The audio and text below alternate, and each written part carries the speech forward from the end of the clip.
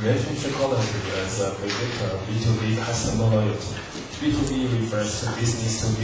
For example, when a company bought products from another one, they will make a contract, which means they finish the transaction. Business to business.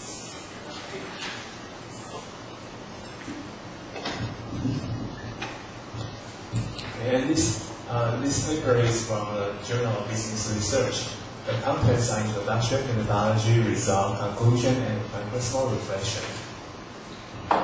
In a B2B environment, supplier and/or service provider need to understand the nature and circumstance of their customer because of the unique characteristic of the customers acting as organizations. In general cases, developing individual relationship with business customer offers supplier a secure, loyal customer base and opportunity to reach a higher level of profitability. Okay. And previous researchers have not widely explored either to development of loyalty or its potential application to the business-to-business settings. Therefore, the purpose of this research is to add a picture and provide a picture of how relationship quality can influence customer loyalty in a B2B context. And the conceptual background include customer loyalty, relationship quality, perceived service quality, trust, commitment, and satisfaction.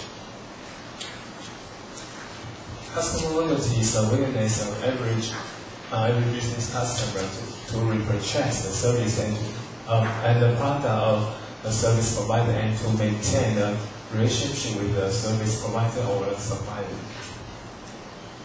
And the concept of relationship quality arose from theory and research in the field of relationship marketing is to strengthen already strong relationships and to convert different customers into loyalty ones. And modeling perceived quality as an influencing factor of customer loyalty will provide significant diagnostic ability to any framework that includes customer loyalty as a dependent construct. And trust is an important feature or aspect in the building and development of quality relationship through a process of making and keeping partners. And in a business relationship, commitment is a psychological sentiment of the mind through which an attitude form concerning continuation of a relationship with a business partner. And finally, in consumer marketing, consistent evidence explains satisfaction's contribution to repurchase intentions, behavioral intentions, customer retention, and customer loyalty. And methodology part include research framework, research design, and questionnaire design. Okay. And the researchers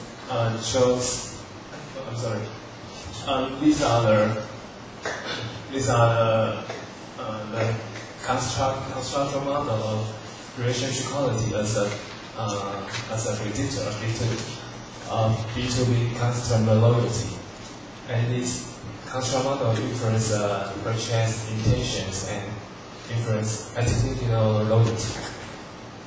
Okay, the researcher chose Australian small to medium enterprises (SMEs) for the study because SMEs have a unique characteristic which are different from many of larger corporations.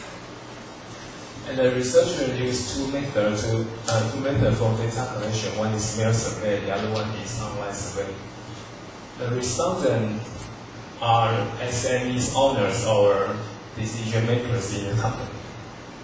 By mail survey, the distributed copies of questionnaire is 500, and by online survey is 1,216. And the received copies of questionnaire of mail survey is 52, and by online survey is 254. The response rate by mail survey is 10.4%, and the response rate of online survey is 20.8%. The total number is 306. Okay. And this questionnaire in this research contains two parts. Part A is about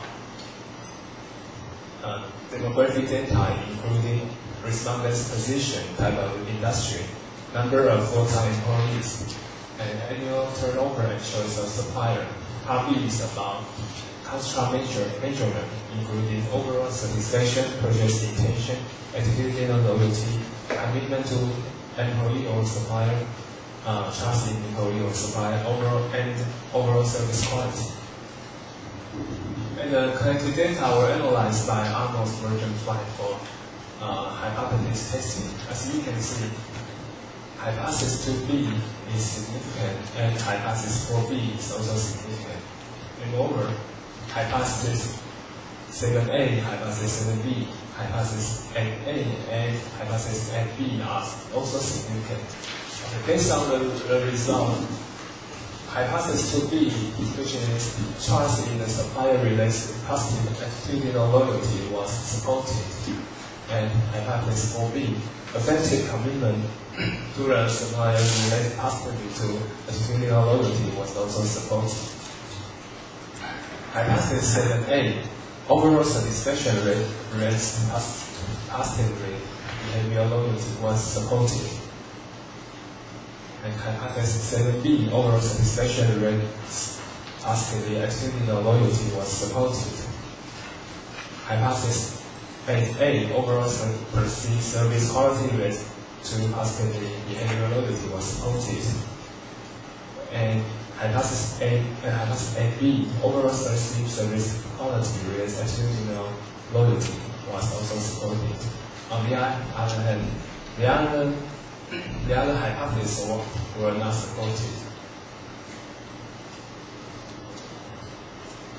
And therefore, the researcher made the conclusion that suppliers should focus on building a relationship on basis of creating the customer trust as an organization, maintain the customer's effective commitment level, enhancing overall satisfaction, and providing excellent service system in order to create and maintain attitudinal loyalty. And here comes my personal reflection. First, previous researchers conduct the relationship quality. They consider that trust, satisfaction, and commitment are the main dimension of relationship quality. And in this research, the researcher added overall service quality as an additional dimension of relationship quality as their only points. And this research is the researcher explained the methodology part in detail, especially for the research design. You can see the paper now. The researcher explained what they are going to do on every step of their in this part of the research design. And I consider that this article is organized. Please take a look at page 22, the second paragraph. The researcher described each session they're gonna do. You will easy to follow how they conduct this research. However, the response rate are really low. They are 10.4% and 20.8%. And I don't think that the response rate are convincible or reliable. And the researcher didn't mention how long they collect the data. And finally, this article was published in 2007. However, most of the literature were before 200. In my opinion, I consider there is one possibility. Maybe the researcher had finished his research, have already finished his research before 2007, but they published it until 2007. Therefore, most of the literature was so quite old.